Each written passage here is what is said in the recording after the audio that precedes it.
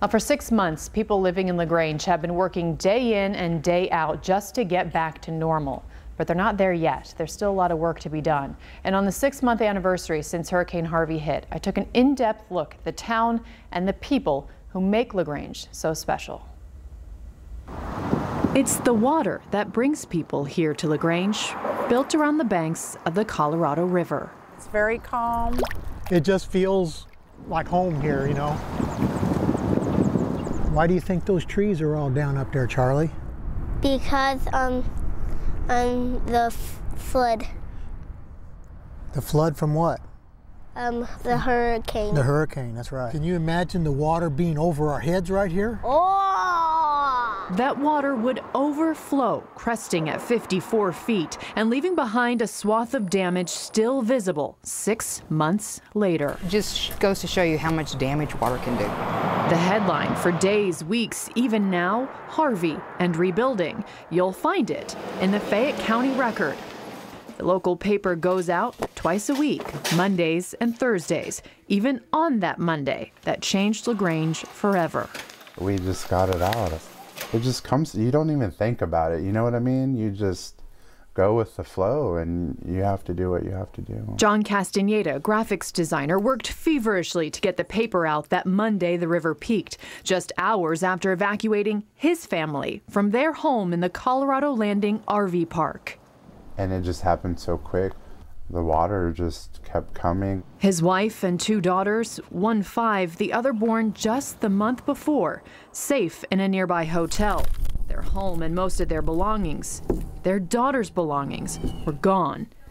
It was the hardest news he's ever had to share. It was really tough. It still is. It still is. You know, something so peaceful. You look at it right now. It's shallow, it's peaceful, it's beautiful. Like anything, I suppose, in nature, it can become very scary. Jeff Wick photographed and published the images that no one, community spirit that's waterproof, could have predicted. LaGrange is waterproof. As editor, it's his job to record the progress toward recovery, but it's not always easy. You can drive down blocks that it looks like it happened a couple of days ago.